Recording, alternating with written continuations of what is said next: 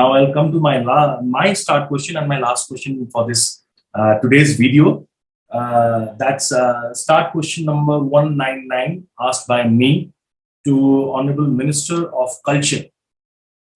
जो था setting up of zonal culture centers topic था जिसके ऊपर मैंने सवाल किया था and thanks to honourable minister जो कि मुझे एक बहुत डिटेल्ड रिप्लाई दिए हैं कि किस तरह से वो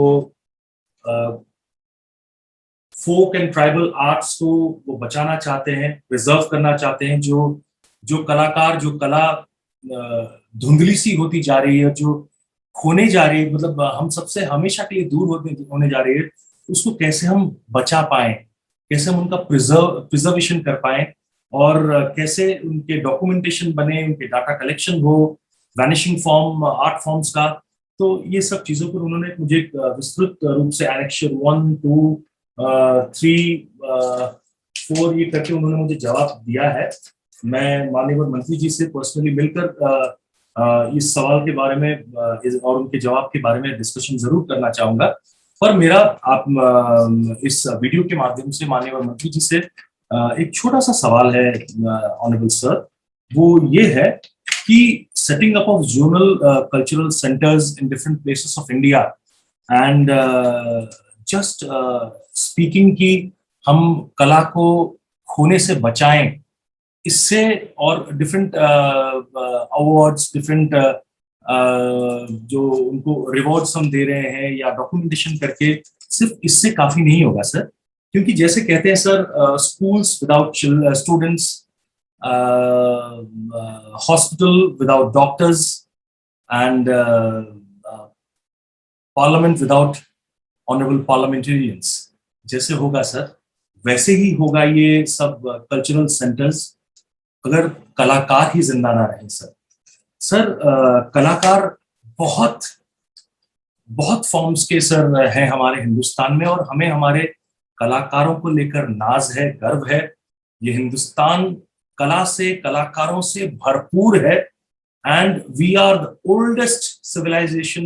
वी कला, हिंदुस्तान भारत की भूमि से कला का जन्म हुआ है, उत्पन्न हुआ है और ऐसे मातृभूमि के कलाकारों का सम्मान करना, इज्जत करना जो आप कर रहे हैं, मैं बहुत खुश हूं, सराहना करता हूं इसकी। पर सर क्या आपको ये बात मालूम है कि स्पेशली, ये तो शुरू से भी होता आ रहा है, पर स्पेशली सर पिछले 2 सालों में इस पैंडेमिक के दौरान कितने कलाकार अपनी जान खो चुके हैं, कितने कलाकारों के परिवार आज भी भूखे हैं, उनके लिए कोई रोजगार का तरीका नहीं है क्योंकि वो उस कला के अलावा कुछ और जानते ही नहीं है। पीढ़ियों दर पीढ़ियों से पीढ़ी से वो इसी कला से ही, मतलब अपने जो भी कला को लेकर वो मशहूर हैं या जाने जाते हैं, पहचाने जाते हैं, वो उसी के आधार करके ही अपना खाना पीना, अपनी 2 वक्त की रोटी वो कैसे गुजारते थे अपनी जिंदगी, तो सब कुछ बहुत और लगभग पूरी तरह से बंद हो चुका है। तो ऐसे कलाकारों के लिए आपने क्या सोचा है sir?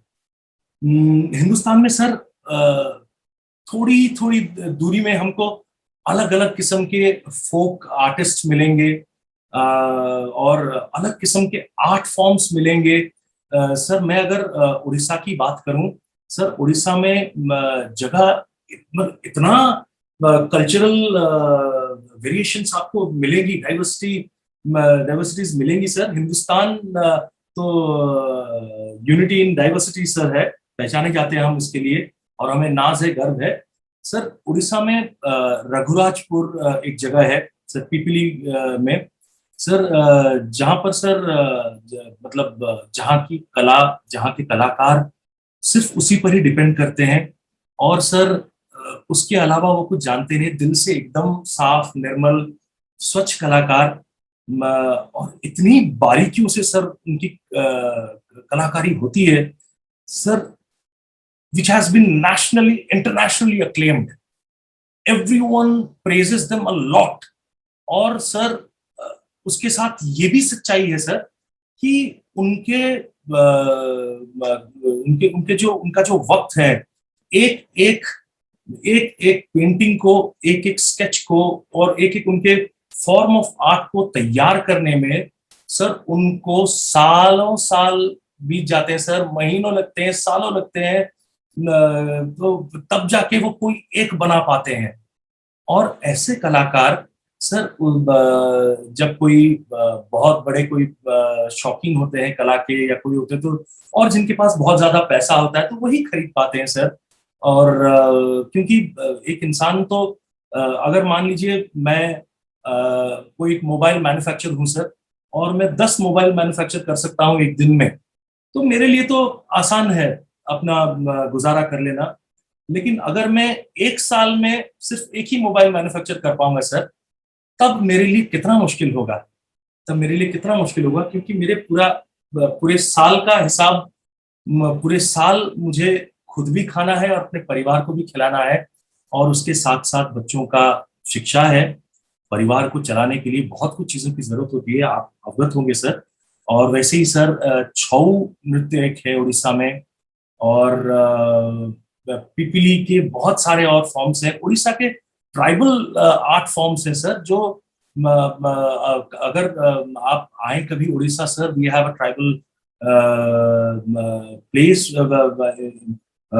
Where you can visit, जो राज्य सरकार ने स्पेशली ट्राइबल्स को ऑनर करते हुए सर बनाया है, जहां पर आप आ सकते हैं, देख सकते हैं कि उड़ीसा कितना फेमस है, और कितना varieties of tribal forms, art forms from different sectors भरपूर है उड़ीसा में सर।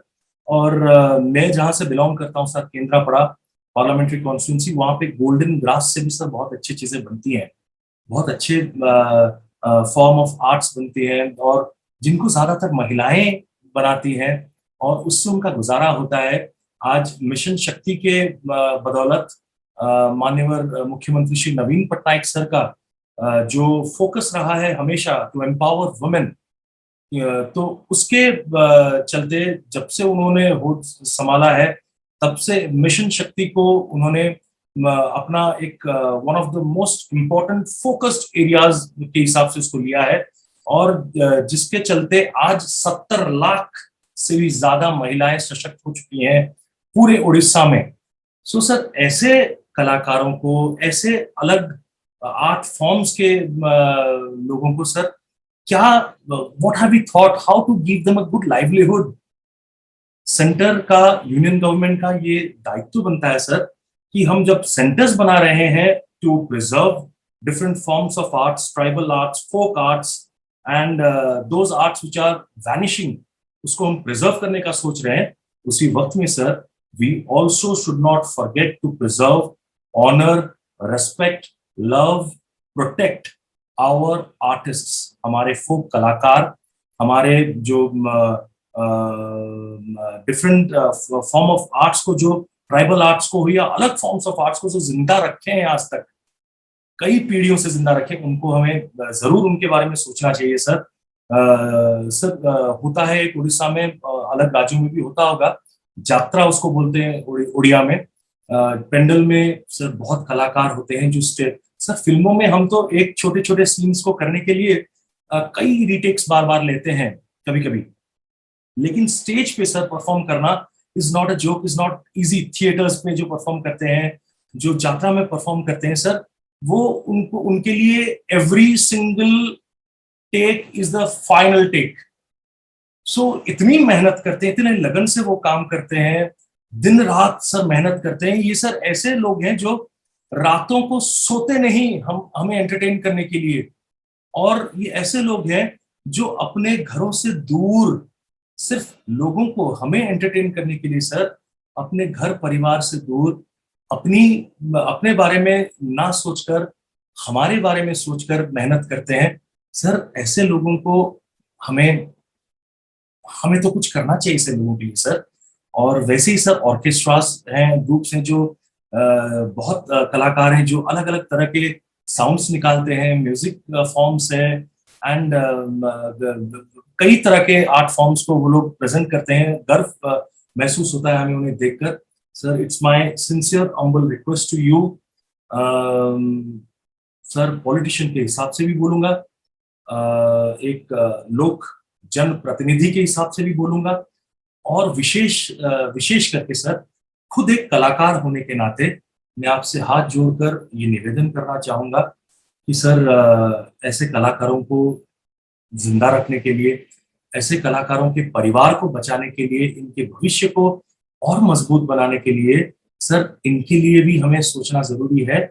जितना सेंटर्स हम बनाते जाएंगे, उससे सर ये समाधान नहीं होने वाला है। यस, हमारे फॉर्म्स ऑफ आर्ट्स प्रिजर्व होना जरूरी है, बहुत अच्छी बात है सर। पर उसके साथ साथ हमारे आर्टिस्ट्स, हमारे फोक आर्टिस्ट, हमारे ट्राइबल आर्टिस्ट, हमारे डिफरेंट फॉर्म्स ऑफ आर्टिस्ट जो हैं, कई मतलब कोने कोने कोने से सर हिंदुस्तान से निकलेंगे सर। सर, इन सारे आर्टिस्ट की जिम्मेदारी सरकार को लेना बहुत जरूरी है सर। मैं आपसे निवेदन करूंगा to kindly look into this matter, give a very soft and emotional feeling to this and think on it sir. अगर आपको सही लगे मेरा सवाल और आपको लगे कि हाँ ये जरूरी है, तो सर कुछ पॉलिसी लाइए फॉर टेक्नीशियंस जो भूख के मारे मर रहे हैं सर, कई आर्टिस्ट जो अपना इलाज तक करवाने के लिए दर दर भटक रहे हैं। पूरे हिंदुस्तान की बात मैं कर रहा हूँ सर। ऐसे टेक्नीशियंस, ऐसे कलाकार को जिंदा रखिए सर, तभी कला जिंदा रहेगी, वरना कला जिंदा तो रह जाएगा सर, कलाकार नहीं रहेंगे तो इस कला को आगे बढ़ाने वाला कोई नहीं रहेगा सर।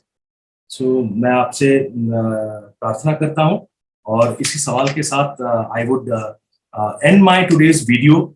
और बहुत सारे ऐसे सवाल हैं जो मैं आगे चल के भी सर वीडियोस के माध्यम से, मैंने चुना है इसी प्लेटफॉर्म को सर, इसी माध्यम से मैं अपना सवाल रखूंगा और लोगों तक पहुंचाऊंगा, आप तक पहुंचाऊंगा। और आपके अच्छे काम भी, जो पॉलिसी सर, जो सवाल के जवाब आप सर मुझे देंगे भी सर, किसी भी माध्यम से देंगे सर, लिखित माध्यम से दें तो बड़ी मेहरबानी होगी। तो उससे सर हम लोगों को बता पाएंगे कि सरकार किस तरह से आप लोगों के बारे में सोच रही है, और सरकार कितने सही तरीके से, सही ढंग से, और कितने लगन से, कितने दिल से आप लोगों के लिए सोचकर काम कर रही है। ये बात भी लोगों तक पहुंचाऊंगा मैं sir. So to all you honourable ministers and honourable speaker sir Om Birla sir, बहुत बहुत धन्यवाद आपका सर। आई विश कि पार्लियामेंट जितने दिन भी और बचे हैं, 13 अगस्त तक का हम लोग का शेड्यूल है, तब तक ये सदन आने वाले दिनों में अच्छे से चले, अच्छे से फंक्शन करे, और जितने भी मुद्दे हैं जो विपक्ष उठा रही हैं, वो सारे मुद्दों पर जो आप निर्णय ले सर, ऑनरेबल स्पीकर सर, जो आपको सही लगे, जो ठीक लगे, जैसा भी आदेश आप करेंगे, हम सब उसको मानेंगे sir. Because under your leadership, under your मैंने your guidance, under your guidance sir, we all are there, under your protection we stand there, we speak there, और आपका आशीर्वाद सबके ऊपर हमारे पर रहता है sir. And we are so blessed कि आपने जितने 0 आवर्स पे मौका दिया है सांसदों को, मुझे लगता है सर इतिहास में इतना कभी मौका नहीं मिला होगा किसी को, न किसी मतलब क्षेत्र में भी। और विशेषकर सर आप एनकरेज जब करते हैं युवा सांसदों को, तब एक स्पेशल फील आता है, एक मोटिवेशन मिलता है कि नहीं, जब हमारे सर हमारे साथ में है, तो हमें जब प्रोटेक्शन वहां से मिल रहा है, सबसे बड़े चेयर से मिल रहा है, तो हमको डरने की क्या बात है। हम अपना मुद्दा रखेंगे जरूर, और हमको बोलना है, लोग चुन के हमें भेजे हैं, और हम तो बोलेंगे भैया। Sir, thank you so much. And पूरे हिंदुस्तान में मेरे सभी साथियों को, सभी भाइयों को, बहनों को, मेरे भारत परिवार को मैं अपना दिल से धन्यवाद देना चाहूंगा, और बहुत सारा प्यार देना चाहूंगा। भगवान करे और अल्लाह करे, ऊपर वाला करे कि इस कोरोना, इस पैंडेमिक से हम जरूर बहुत जल्दी निकल जाएं, और निकल जाएंगे हम लोग। हम सब साथ मिल के रहें, एक साथ रहें, प्यार बांटते रहें, एक दूसरे के साथ मिलकर जुड़कर सरकार की और आसपास के लोगों की, सबकी मदद करें, और एक दूसरे का साथ दें, देश को आगे लेते चले। ये देश हमारा है, हमारी जिम्मेदारी बनती है कि देश के लिए हम काम करें। सिर्फ ये नहीं कि हम सरकार को दोष देते रहें, हम ही सरकार है, हम ही सरकार बनाते हैं, हम ही सरकार है, हम ही सरकार तोड़ते हैं। तो जब हम ही सरकार है खुद, तो हमारा भी हक है, हमारा भी फर्ज बनता है कि हम सरकार को कैसे अच्छे से चलाएं। धन्यवाद। जय जगन्नाथ, जय हिंद, वंदे मातरम।